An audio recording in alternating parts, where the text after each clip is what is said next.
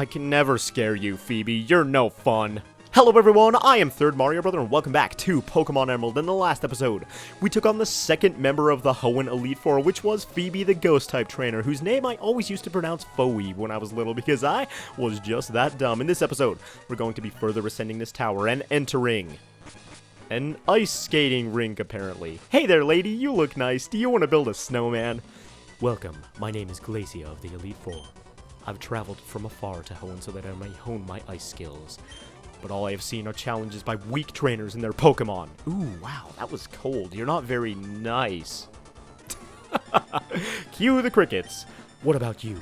It would please me to no end if I could go all out against you, and here we go against the third member of Hoenn's Pokemon League, Glacia, the Ice-type trainer. And it's kind of weird they have an Ice-type trainer in the Elite Four here because there's like 2 Ice-type Pokemon in the whole region, but either way, she's going to lead off with a Celio, and I'm going to lead off with my Heretic. And because fighting is super effective against Ice, we're going to have a pretty good advantage in this battle. The Celio she leads off with usually is going to want to set up Hail for the rest of her team, so if I'm correct in predicting that...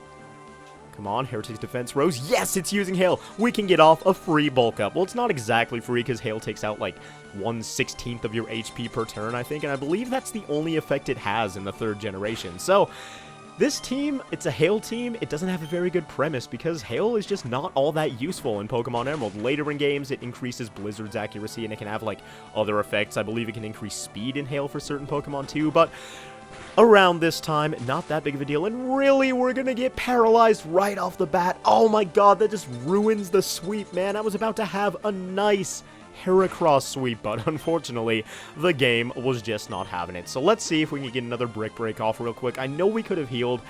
I'm gonna try to stray away from doing that. Oh, and by the way, speaking of using items in these... Really? Really? Seriously? Are you kidding me right now?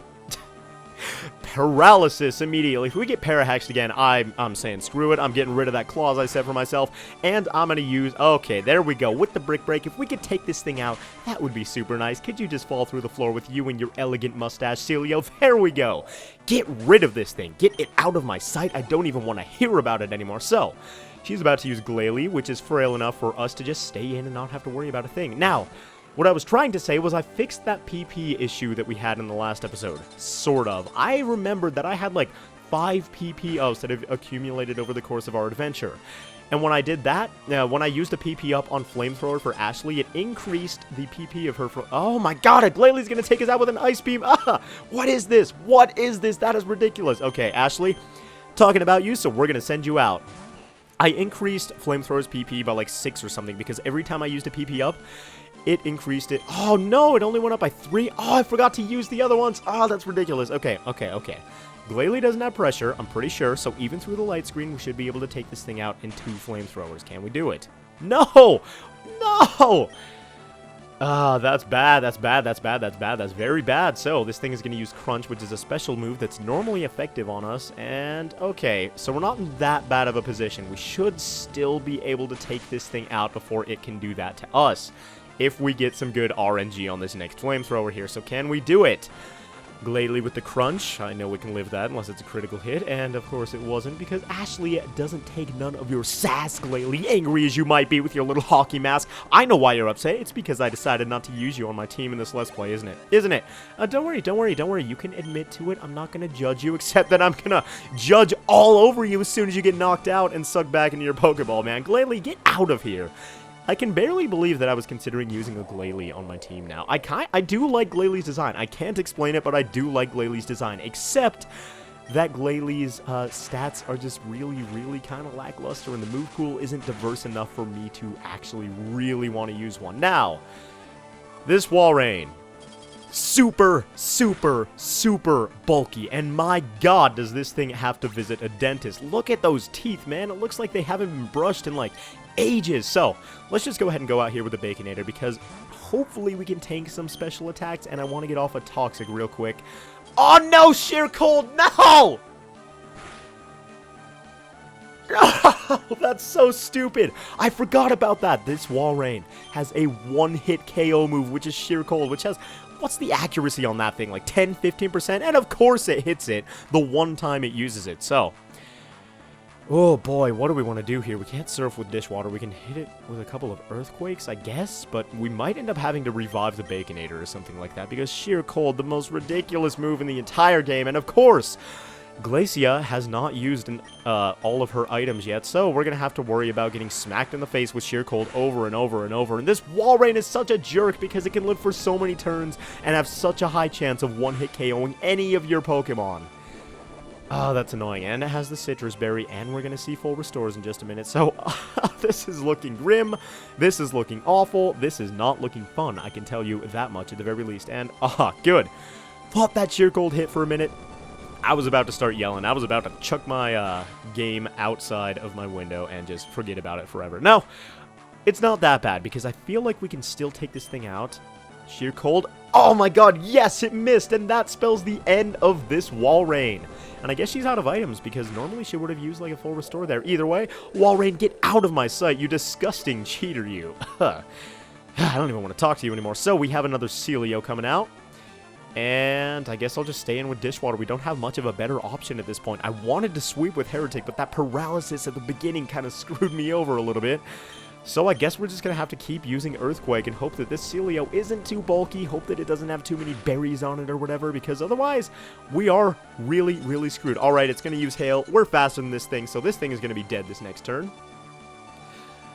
And yes, you can take out your like 0.0005 HP with this Hail. Doesn't matter to me one bit. Use that Earthquake. Get this Celio out of here. And her last Pokemon is a Glalie, I believe, if I'm not mistaken. Yeah, 2 Glalie, 2 Celio, and a Walrein. That just shows you what kind of a lack of Ice-type Pokemon there are, whatever, words here in the Hoenn region. And it's kind of ridiculous. It's really, really disappointing. And it's kind of weird that they decided to include an Ice-type Elite Four here. I mean, I guess they were trying to, like, give some solace to Ice-type fans and say, hey, we do care about you, have an Elite Four member, but there's just such a lack of Ice-types that it just doesn't work, man. It just doesn't work. So, let's go ahead and use a Surf on this thing. I know our physical attack is higher, so it might actually be a better idea to use an Earthquake. I don't think Glalie gets Hover? What am I talking about? I don't think Glalie gets Levitate, so probably not going to have to worry about that. And, Ooh, this could be bad. Steel is super effective against Psychic, though, isn't it? So, I'm not that worried. I'm not that worried. Okay, we are going down with Dishwater. However, we have ourselves Steel Wing on our Swellowship, so that we might continue on the good fight with our good friend, Swellowship. Now, I really hope this thing kills it. And if we miss, I'm going to be so done with this game. I'm going to have to use items if this misses, because if this misses, we're pretty much done. Actually, real quick, let me do a power check on the... Oh, no, don't shift. Let me do a power check on this. A little bit of a calculation. So, Steel Wing, super effective. It's going to be 140 power return. With the Silk Scarf and with the Stab Boost, might... Oh, that's actually going to be stronger. I guess we're going with Return, then. I guess we're going with Return. So, let's go ahead and use that. Swellowship, you got it. I believe in you. You don't have the strongest attack stat in the world, but bounce up and down like you always do. Can we take the Glalie out? No! It lives with pi HP left. And we're going down to this Ice Beam. There's no doubt about it. Swellowship has not got crap for defenses, so it looks like we are going to have to resort to using items. I didn't want it to come to this, man. I seriously didn't want it to come to this. And I don't think I trust Ashley to live in Ice Beam from this thing because our special defense is not the best special defense in the world. So we're going to have to use one Revive. One Revive so far. Not the worst of records. I do not think so. So who do we want to use it on? Want to use it on... No... Let's just go ahead and use it on Swellowship. Something we know will outspeed. And I believe she might be out of items at this point because she didn't full restore her Walrein. Ooh. She's not out of items. And she just full restored her Glalie. This is potentially a problem. Okay, what do we want to do? We have to plan this out really carefully. What's our speed on Heretic? If I have confidence that Heretic is going to be faster than this Glalie, I'll revive him and he will be able to come out. 89. Oh, and it's level 40-something, and this Glalie's level 52. I don't know, man. I don't know. I think I'm just going to go ahead and revive Dishwater, something I know can withstand at least one attack from 50% from this Glalie. So, Ashley's probably going to go down to this Ice Beam. If not, I just wasted a bunch of items. Okay, yeah, just as I predicted, Ashley is going to go down to the Ice Beam. Now we can come out here with Dishwater and hit this thing with an Earthquake. And then with Swellowship, we can hit it with a Return and see if that does the job. So, let's see. Oh my god, it's going to do a Hail off! We just won the battle because she wanted to set up her precious Hail. Glacia, you shouldn't be sitting on your knees when you're doing these battles, you silly woman, because you probably just lost yourself the game.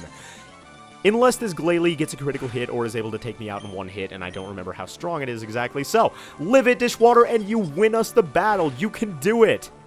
Yes! Living with 11 HP, and this is going to do a nice 55% of this Glalie, so this thing is done for. And there we go, we've defeated Elite Four Glacia, the Ice-type trainer, and possibly the only Ice-type trainer to ever grace the Hoenn region.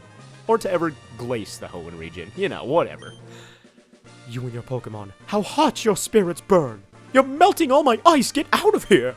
The all-consuming heat overwhelms. It's no surprise that my icy skills failed to harm you. You sure talk about heat a lot for an ice trainer. Maybe you're a little bit out of your element. I don't know, you should go back to college and get a degree in fire-type Pokemon instead. Advance to the next room. There confirm the truly fearsome side of the Pokemon League. And it is the truly fearsome side of the Pokemon League that's coming up.